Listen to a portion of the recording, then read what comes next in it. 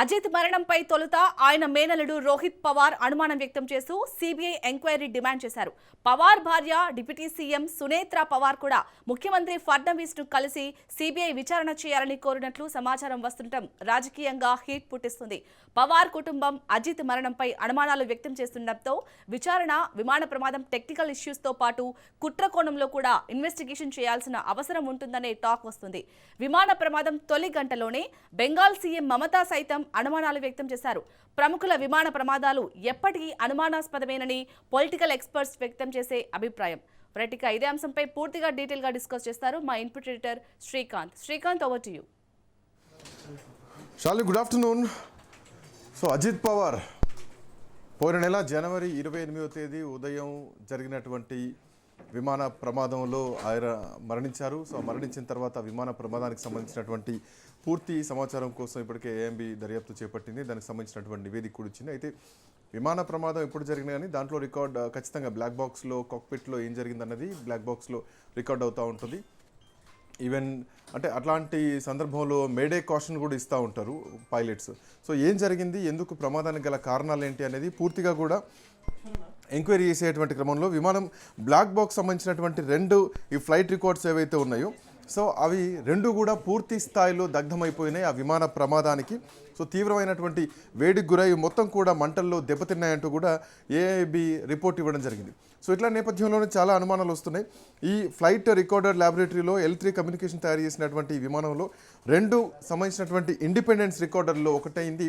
దాంట్లో ప్రధానమైనటువంటి digital flight data record అంటే DFDR. సో ఇది ఏఎంబి డేటాను విజయవంతంగా డౌన్లోడ్ చేసినట్టు కూడా మంత్రిత్వ శాఖ చెప్పడం జరిగింది.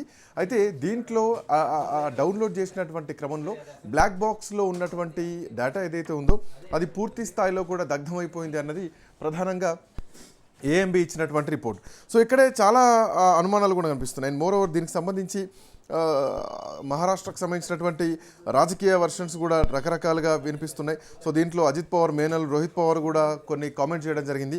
బ్లాక్ బాక్స్ ఏదైతే ఉందో భారీ మంటల నుంచి దాన్ని సురక్షితంగా రక్షించేటువంటి అవకాశం ఉంటుంది.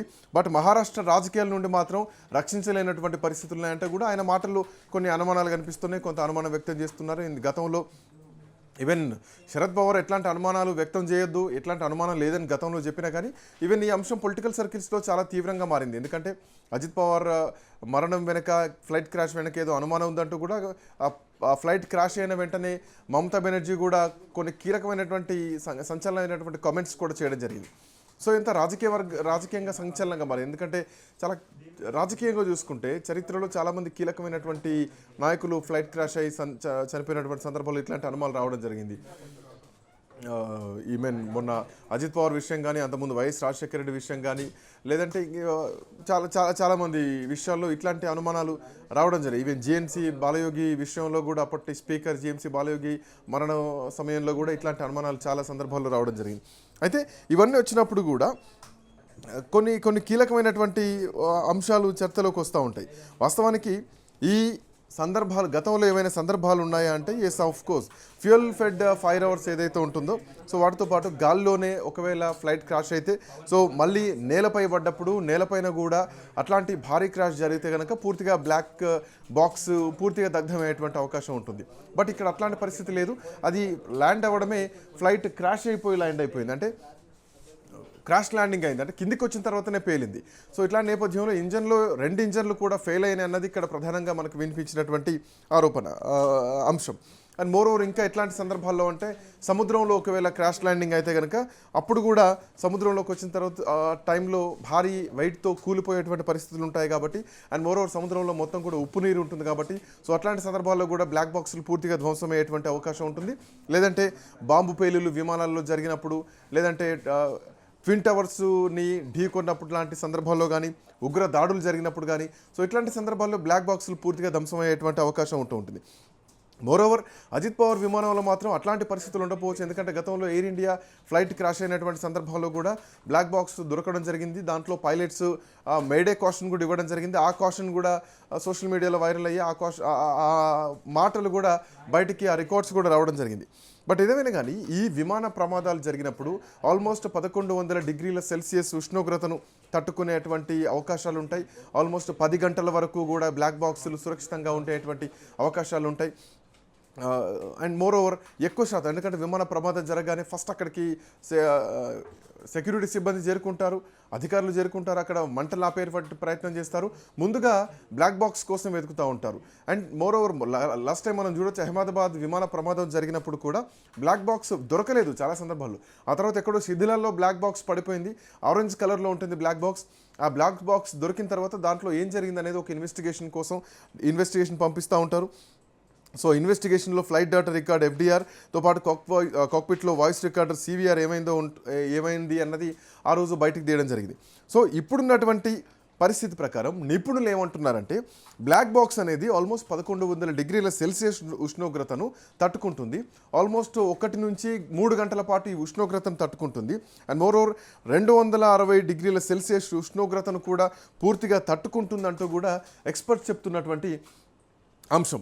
అండ్ మోర్ ఓవర్ బారామతిలో జరిగినటువంటి మొన్న అజిత్ పవార్ విమాన ప్రమాదానికి సంబంధించి ఇది కేవలం కొన్ని అడుగుల ఎత్తు దూరం నుంచి మాత్రమే కింద పడిపోయింది. సో ఇట్లాంటి సమయంలో మంటలు చాలా పరిమితంగానే ఉన్నాయి. భారీ స్థాయిలో అహ్మదాబాద్ ఫ్లైట్ క్రాష్ లాంటి, లేదంటే ఒక్కొక్క బిల్డింగ్ని క్రాష్ చేసేటువంటి భారీ స్థాయిలో అగ్ని కీలలు ఏం జరగలేదు. అది చిన్న ఫ్లైట్ కాబట్టి సో ఆ పరిమితంగానే మంటలు చెలరేగడం జరిగింది. సో దీనిపైన బ్లాక్ బాక్స్ సంబంధించి పూర్తిగా కాలిపోయింది అని అధికారులు చెప్తున్నా కానీ పూర్తిగా కాలిపోయేటువంటి పరిస్థితి లేదు, ఇది అసాధ్యం అని చెప్పేసి నిపుణులు చెప్తున్నటువంటి అంశం. సో ఇదే నేపథ్యంలో CBI దర్యాప్తుకు సంబంధించి సునేత్ర పవార్ కూడా ముఖ్యమంత్రిని కలవడం జరిగింది. దీనిపైన CBI విచారణ జరపాలంటూ కూడా ఈవెన్ అజిత్ పవార్ భార్యతో పాటు మహారాష్ట్ర డిప్యూటీ సీఎం అజిత్ పవార్ భార్య సునేత్ర మహారాష్ట్ర డిప్యూటీ సీఎంగా ఆమె పదవి బాధ్యతలు చేపట్టారు.